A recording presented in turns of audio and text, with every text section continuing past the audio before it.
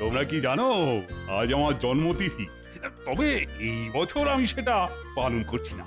বিলক্ষণ মহারাজ, এই কৃষ্ণপক্ষে আপনি জন্মেছিলেন, আর এই তিথিতে জন্ম নিলে সে রাজা হবেই। বিধাতাও এর খণ্ডন করতে পারবে না। সাধু সাধু। কিন্তু মহারাজ, আপনি এই বছর জন্মতিথি পালন করছেন না কেন? এর কি কোনো বিশেষ কারণ আছে?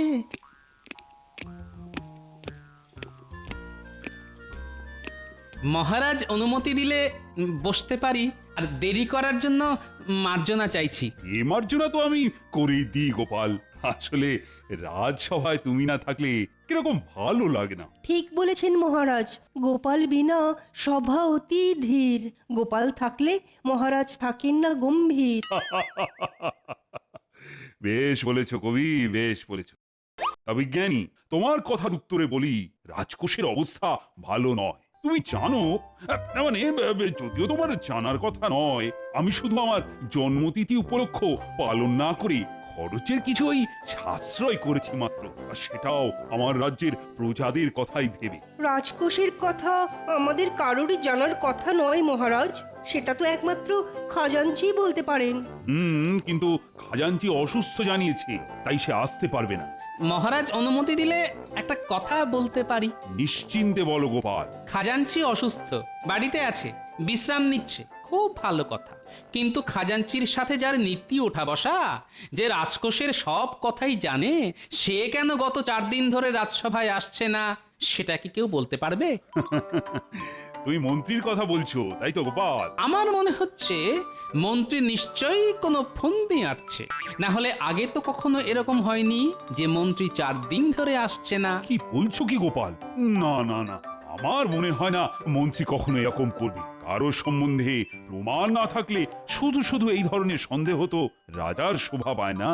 আপনি একদম ঠিক কথা বলেছেন মহারাজ, রাজার এটা শোভা পায় না, কিন্তু ভাঁড় যদি ভাবে তাহলে হয়তো শোভা পায়। গোপাল, বলো তো তুমি ঠিক কি বলতে চাইছো? আমি বলতে চাইছি মহারাজ, রক্ষীদের আপনি মন্ত্রীর বাড়ি পাঠান, ওরা দেখে এসে বলুক মন্ত্রী সত্যি অসুস্থ কিনা, না হলে বুঝবো আমি যা ধারণা করেছি তাই। তোমার আর মন্ত্রীর সম্পর্ক কেমন সেটা আমি খুব ভালো করেই জানি। যাই হোক, তুমি যখন বলছো, আমি এক্ষুনি মন্ত্রীর বাড়িতে 2 প্রহরীকে পাঠাচ্ছি। ওরা মন্ত্রীর খবর নিয়ে আসুক। প্রহরীগণ, প্রণাম মহারাজ। এক্ষুনি মন্ত্রী মশাইয়ের বাড়িতে গিয়ে খবর নিয়ে এসো। বলবে মহারাজ বিশেষ চিন্তায় আছেন যে কেন উনি আসছেন না। যথাজ্ঞা মহারাজ। আমার মন্ত্রীকে বিশ্বাস হয় না। ওই পাজি মন্ত্রী যে কোনো সময় যে কোনো কিছু করে ফেলতে পারে।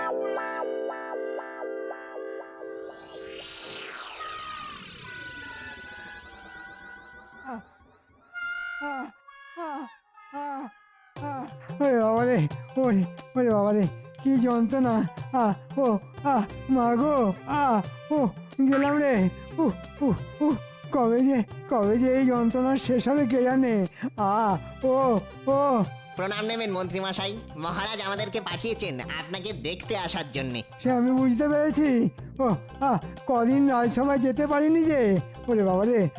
মন্ত্রী মশাই, আপনার ঠিক কি হয়েছে? মানে মহারাজকে আপনার অবস্থাটা বলতে হবে, সেই কারণেই আমরা জানতে চাইছি। ফোঁড়া হয়েছে রে, ফোঁড়া। ভীষণ কষ্ট পাচ্ছি। ও ও আগে সেটা বুঝতে পারছি, কিন্তু আপনি উপরে শুয়ে আছেন কেন যদি বলেন? সোজা হয়ে শুতে পারছি না তাই। কিন্তু মন্ত্রী মশাই, আপনি সোজা হয়ে কেন শুতে পারছেন না? তোমরা দুজনেই আস্ত উজবুক, সেটা আমি জানি। তাও বলছি, আমি ফোঁড়ার যন্ত্রণায় উপরে শুয়ে আছি। ও, এখনো বুঝতে পারলাম না মন্ত্রী মশাই, ফোঁড়া আপনার ঠিক কোথায় হয়েছে? হতভাগা, সব জানতে হবে। আগে মহারাজের তো সেরকমই নির্দেশ। মহারাজকে গিয়ে বল আমার ফোঁড়ার যন্ত্রণা কমে গেলেই আমি রাজসভায় যাব। আশা করি 2-1 দিনের মধ্যেই। কিন্তু ফোঁড়া আপনার কোথায় হয়েছে সেটা বললেন না তো। ওরে হতভাগা, ও তোদের অত জেনে কি কাজ, হ্যাঁ? ও ও, বুঝতে পারছিস না উপুর হয়ে শুয়ে আছি যখন কোথায় আমার ফোড়া হয়েছে, হ্যাঁ? ওরে হতভাগা, মহারাজকে গিয়ে বল ফোড়া হয়েছে আমার পশ্চাৎ দেশে। আমি ভালো করে সোজা হয়ে শুতে পর্যন্ত পারছি না।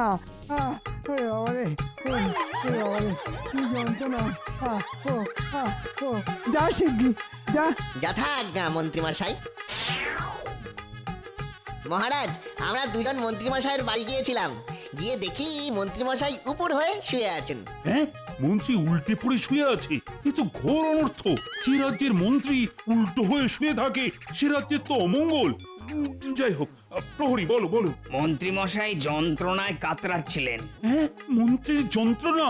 মন্ত্রীর কাজ তো মন্ত্রণা, তবে তার কিসের যন্ত্রণা? আগে মন্ত্রীর বিস্ফোরা হয়েছে, কিন্তু সেই যন্ত্রণায় মন্ত্রীমশাই খুবই অসহায়ের মতো শুয়ে আছেন। বিস্ফোরা?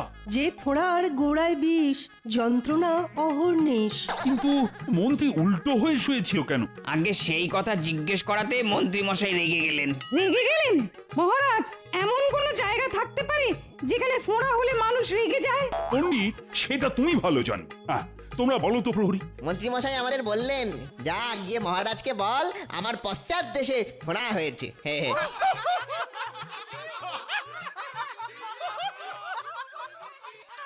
ঠিক আছে প্রহরী, ঠিক আছে, তোমরা এখন আসতে পারো। যথা আজ্ঞা মহারাজ।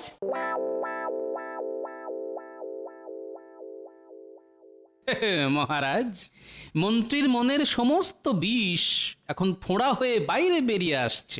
গোপাল, এখন এসব কথা বলার সময় নয়, আমাদের এক্ষুনি সবার মন্ত্রীকে দেখতে যাওয়া দরকার।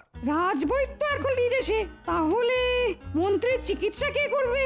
আগে দেখি মন্ত্রীর কি অবস্থা, তারপর বৈদ্যর ব্যাপারে ভাবা যাবে। এখন চলো চলো তো সবাই।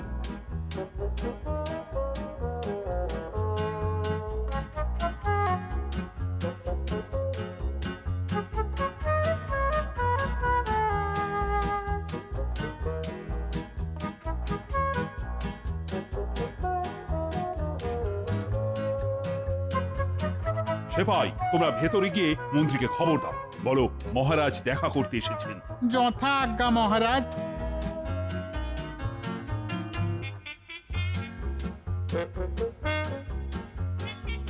আপনারা?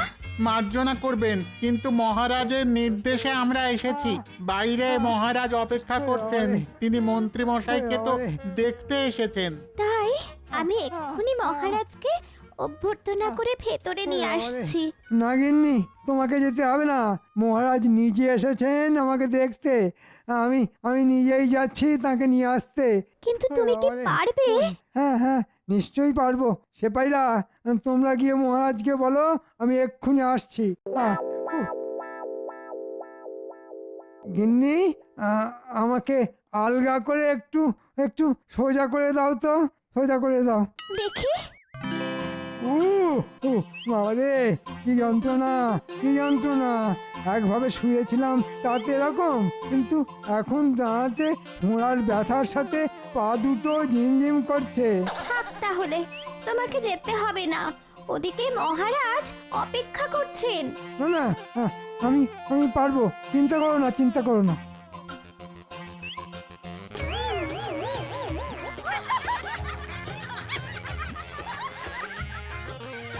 আমার কি সৌভাগ্য, ওরে বাবা। মহারাজ স্বয়ং আমার বাড়িতে পায়ের ধুলো দিয়েছেন। আসুন মহারাজ, আসুন আসুন মহারাজ। সে না হয় ঠিক আছে, কিন্তু তোমার এ কি অবস্থা? আহা, মন্ত্রীমশাই, আপনাকে দেখে বড় দুঃখ হচ্ছে, কিন্তু আমি দেখছি ফোঁড়ার কল্যাণে আপনি বেশ নাচতেও শিখে গেছেন। হায়, এটা আমি বুঝেছি স্পষ্ট, মন্ত্রীমশাইয়ের আজ বড় কষ্ট। ঠিক আছে ঠিক আছে, কিন্তু এখন বেশি কথা না বলাই ভালো। সত্যি মন্ত্রী, তোমাকে দেখে না আমার কষ্টই হচ্ছে, কিন্তু সমস্যা হলো রাজবৈদ্য তো এখন রাজ্যের বাইরে। হ্যাঁ, তিনি থাকলে কোনো সমস্যা ছিল না। রাজ্যতে কি বলতে পারবেন আমায় আর কতদিন এই যন্ত্রণা বয়ে বেড়াতে হবে? ফোঁড়ার যন্ত্রণা কবে কমবে তো আর গণনা করে বলা যায় না, তবে গণনায় দেখেছি আপনার শনি খারাপ। আজই তো শনিবার, বিষে বিষে বিষক্ষয় করতে হবে। ও গোপাল, তুই এক্ষুনি হাকিমকে খবর দাও। হাকিম এসে মন্ত্রীর ফোঁড়াটা কেটে দেবে। হ্যাঁ ওরে বাবা রে, মরে যাব, মরে যাব রে, মরে যাব। এছাড়া আর তো কোনো উপায় নেই যে মন্ত্রী।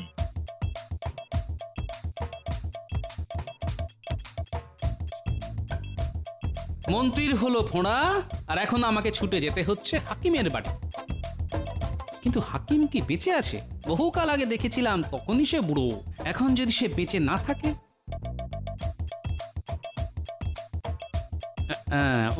ওটাই মনে হচ্ছে হাকিমের বাড়ি।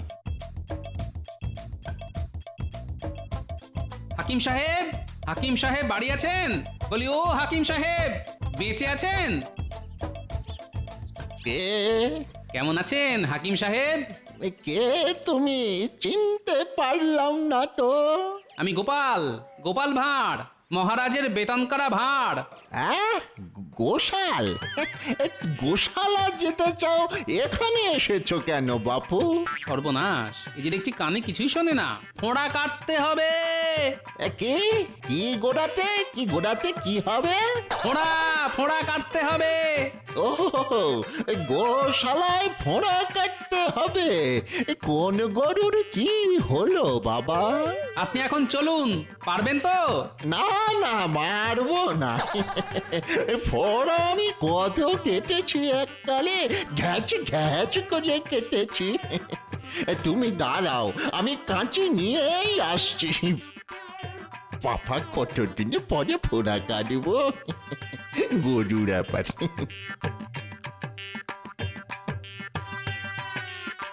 এই কাঁচি দিয়ে সব গরু ঘোড়ার ফোঁড়া কেটে দেওয়া যায়, একেবারে ঘ্যাচ ঘ্যাচ করে।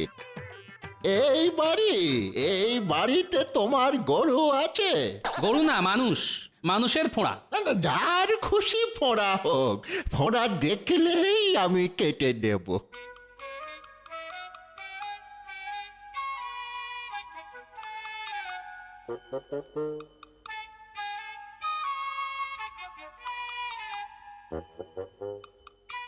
ওরে বাবা, এ যে দুটো বিষ ফোঁড়া।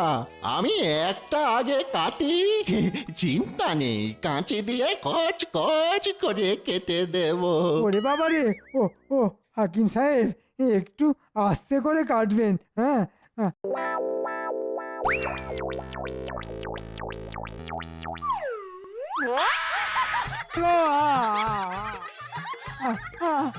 ও বাবা গো, মেরে ফেললে গো।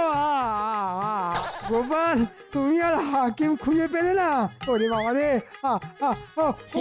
এই যে ফোঁড়া একেবারে ফালা ফালা করে দিয়েছি। না না, দূরাও দূরাও এখান থেকে, দূরাও। এই যন্ত্রণা আমি আর সহ্য করতে পারবো না।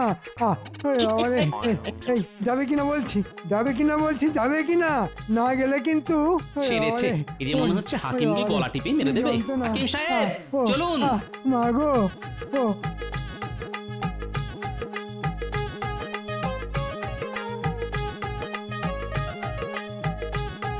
কচ কচ ঘচ ঘচ, কত ফোঁড়া আছে বলো? সব কেটে দেব, আমি ফোঁড়া কাটার ওস্তাদ।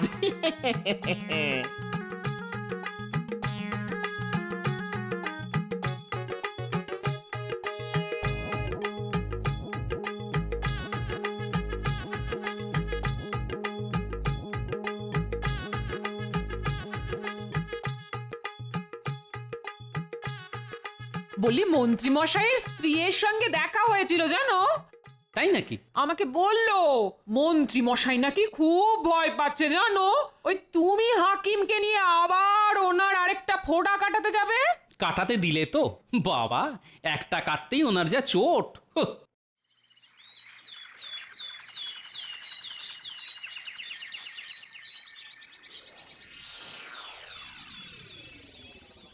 বলো গোপাল, বলো, খবর বলো। মহারাজ, আপনার কথা মতো আমি বুড়ো হাকিমকে নিয়ে গিয়েছিলাম মন্ত্রী মশাইয়ের বাড়ি।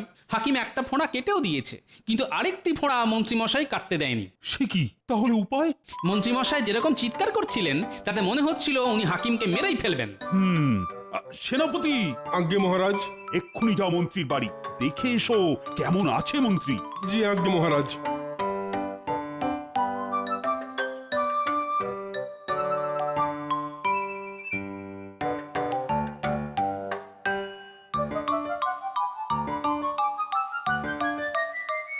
দেখেছো গিন্নি কটা দিন রাজসভায় না গেলে সবাই কিরকম চোখে অন্ধকার দেখে। আমাকে ছাড়া যে মহারাজের কোনো গতি নেই সেটা আমি জানি। কিন্তু মন্ত্রী মশাই, মহারাজকে আমি কি বলবো? কি আর বলবে, আমার একটা ফোঁড়া কেটে দিয়েছে, আর একটা ফোঁড়া কাটার দরকার নেই। আমি কাল রাজসভায় যাব, একটা ফোঁড়া নিয়েই যেতে পারবো। যথা আজ্ঞা মন্ত্রী মশাই, আমি মহারাজকে এক্ষুনি সেই সংবাদই জানাচ্ছি। সব ওই শয়তান গোপালের জন্যে। ওই ইচ্ছে করে একটা বুড়ো হাকিমকে এনেছে, বেটা কানে শোনে না। আমি যন্ত্রণায় চিৎকার করলেও খালি বলে চলেছে কচকচ ঘচ ঘচ। আমি ওই গোপালকে ছাড়বো না। তুমি যাও গিন্নি, বটতলার পাশে দেখবে বটা আর ঘটাকে, ওদের আমার চাই চাই। মন্ত্রী তোমাকে এই কথা বললো সেনাপতি? হ্যাঁ মহারাজ, মন্ত্রী মশাই কষ্ট করে হলেও কাল রাজসভায় আসবেন বলেছেন। বাহ বাহ বাহ, এ তো খুব ভালো খবর। বাহ বাহ বাহ, একটা ফোঁড়া কাটতেই মন্ত্রী অনেক সুস্থ হয়ে গেছে। বাহ বাহ। কিন্তু মহারাজ, আমাদের মন্ত্রী মশাইয়ের জন্য ভালো বসার ব্যবস্থা করতে হবে। রাজসভা চলাকালীন মন্ত্রী মশাই অতক্ষণ দাঁড়িয়ে থাকতে পারবেন না। ঠিক বলেছ গোপাল, ঠিক। এক্ষুনি একটা ভালো বসার জায়গা করতে হবে মন্ত্রীর জন্য।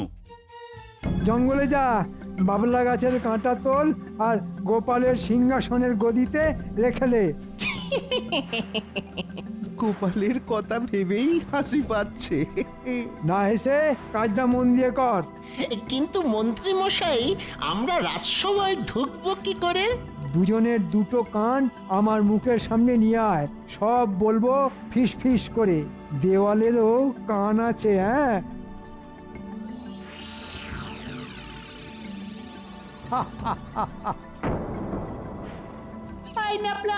লেবুটা আমার দিকে ছড়, আমি ওটা লুফে নেব। লেবুটা ধরতে পারলি না?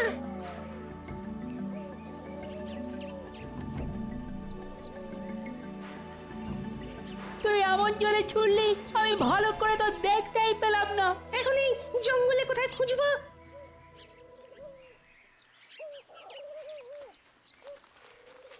এই লাফলা, একটা খচখচ শব্দ শুনতে পাচ্ছিস?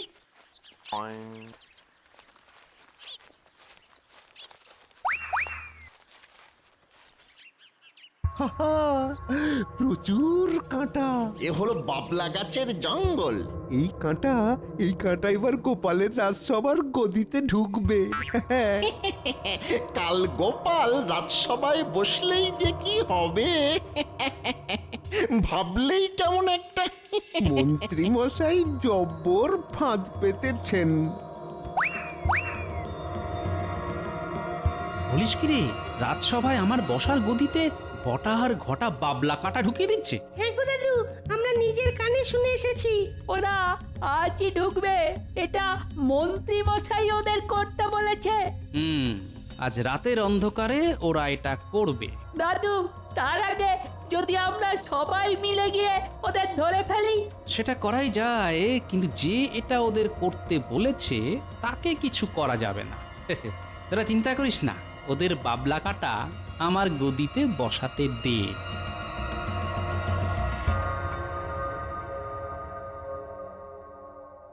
কি প্রহরী, তোমার ছুটি নেই? মন্ত্রী মশাই সুস্থ হয়ে গেছে বলে সবাই কিরকম আনন্দ করছে বাইরে দেখো। ভালো খাবারের ব্যবস্থা আছে। হ্যাঁ। আহা, যেতে তো বড় ইচ্ছে করছে, কিন্তু আমাদের তো পাহারা দেওয়ার কাজ। আরে চিন্তা করছো কেন? এই রাতের বেলা কে আসবে? হ্যাঁ, তার চেয়ে এক কাজ করো, তুমি ওর সাথে যাও আর কিছু খেয়ে নাও। আরে কোনো চিন্তা নেই, আমি তো আছি। হ্যাঁ, তোমার জন্য এইটুকু করব না? চলো আমার সাথে।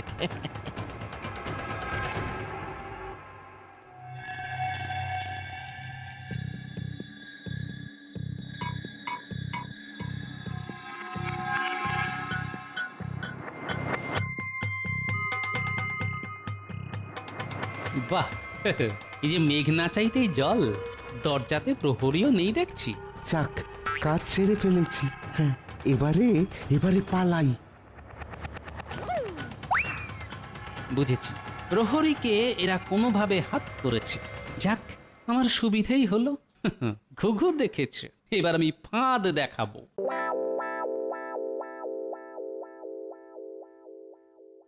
বাহ, মন্ত্রীর জন্য বেশ সুন্দর গদি, সুন্দর সিংহাসন। আমার গদিটাও সুন্দর, তবে কাল আমি মন্ত্রীর গদিতে বসবো।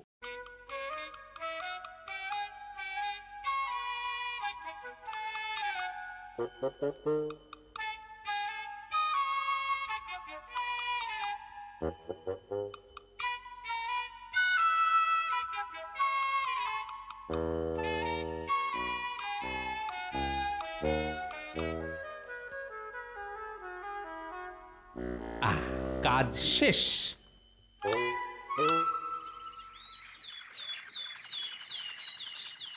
মন্ত্রী, তুমি তো এখন অনেক সুস্থ, কি তাই তো?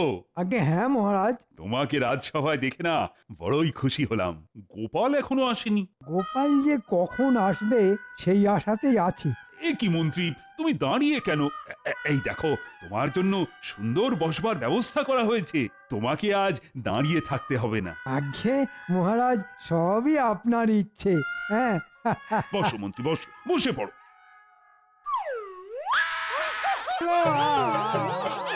ওরে বাবা রে, আমার কি ফুটলো! ও কি হলো? মহারাজ, মন্ত্রীর জন্য এমন একটি ব্যবস্থা করা হয়েছিল যাতে মন্ত্রীর আরেকটি ফোঁড়াও ফেটে যায়। কই দেখি দেখি, কি এই যে বাবলা গাছের কাঁটা মনে হচ্ছে। বাবা গো, গেলাম গো। মন্ত্রী এই বাবলা কাঁটা বটার ঘটাকে তুলে আনতে বলেছিল। বটা প্রহরীকে নানা কথা বলে সরিয়ে দেয়, আর সেই সুযোগে বাবলা কাঁটা আমার বসার গদিতে লাগিয়ে দেয় যাতে এই কাঁটা আমার ফোটে। আমি সুযোগ বুঝে আমার আর মন্ত্রীর গদি পাল্টাপাল্টি করে দিয়েছি মাত্র। গোপাল, তোমার বুদ্ধির কাছে সবাই হার মানবে। কি মন্ত্রী, এবার বুঝেছো তো? যাক, এবার তুমি পুরো সুস্থ হবে, আর আর তোমাকে দাঁড়িয়েই থাকতে হবে। গোপাল, গোপাল, আমি তোমায় ছাড়বো না।